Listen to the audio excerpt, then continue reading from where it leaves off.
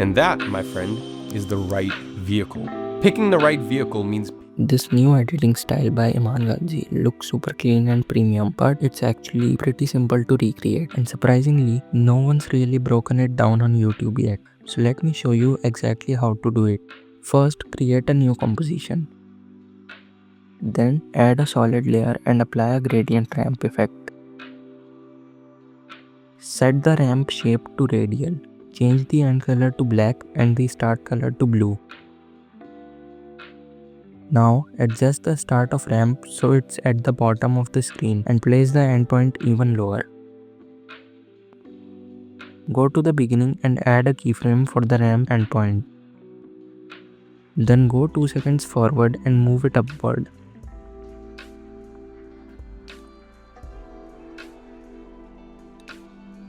Select both keyframes, press F9 to easy ease, and in the graph editor, drag the right handle to the left. Now duplicate this layer, rename both layers to stay organized.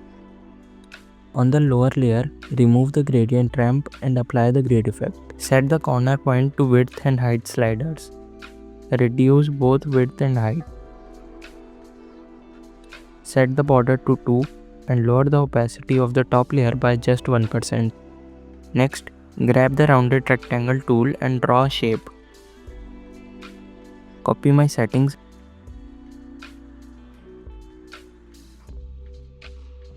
and align it in the center.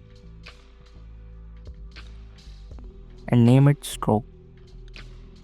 Turn off fill, enable stroke, set it to white in 2 pixels. Now duplicate that layer. On this one, remove the stroke, enable the fill, and apply gradient ramp. Set the start color to blue and adjust the points like I did. Hit swap colors, rename it fill and lower its opacity to 35%. Pre-compose the grid layer and apply a set matte effect to it. Set the layer to fill and invert the matte. In the beginning, add a size keyframe to both the stroke and fill layers. Then go around 2 seconds forward and add another keyframe. Back at the first keyframe, set the X value to 1 for both layers. Select all keyframes, press F9 and in the graph editor, pull the right handles all the way to the left. Enable motion blur for both layers. Now select the text tool and write the right vehicle and use the apparel black font. Copy my settings. By the way, all the fonts and assets used in the video will be linked down in the description below, so make sure to go and check them out. Anyways, go to animate and add position, opacity and blur. Again, copy my settings. At around 1.5 seconds, keyframe the start property.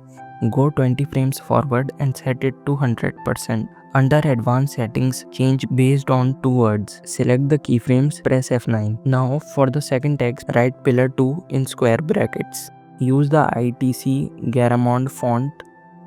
Copy my settings and align it horizontally. Go to around 2 seconds and animate position and opacity here. Again, copy my settings. Set the offset to -100, keyframe it, and 15 frames later, set it to 100%. Set ease high to 25% and ease low to 100%. Change shape to ramp up and enable motion blur. Bring in the dotted line image and place it below the text layers. Add the invert effect and change the blend mode to lighten. Align it so it starts right when the rectangle starts. Duplicate it for the other side. Select both and track matte them to the fill layer, then unhide the fill layer. Now bring in the car image and apply a linear color key.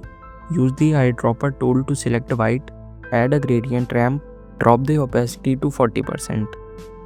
Set the start color to blue, scale it down to 16%, flip it horizontally, position it and adjust the ramp. Around 2 seconds, set opacity to 0 and keyframe it. 1 second later, set it to 40%. Press F9 to ease the motion. Bring in the 3D column file. Hit OK, scale it down to 5%, Adjust the position and scale it down to 94%. Pre-compose this layer so we can add effects to it. Add tint effect.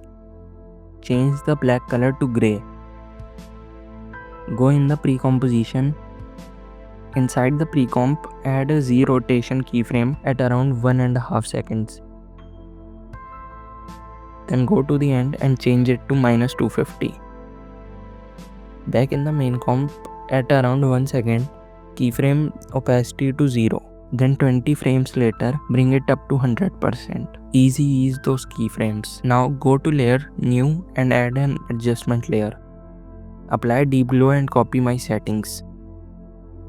Then create a null object and parent everything to it, except the grid and background. At 2 seconds, add a scale keyframe on the null. Go to the end and set the scale to 104%. Select the keyframes and press F9 to ease the motion. And that's it. I hope you guys liked the video and learned something new today. Thank you so much for watching till the end. I'll be back next week with another cool tutorial. Till then, peace out.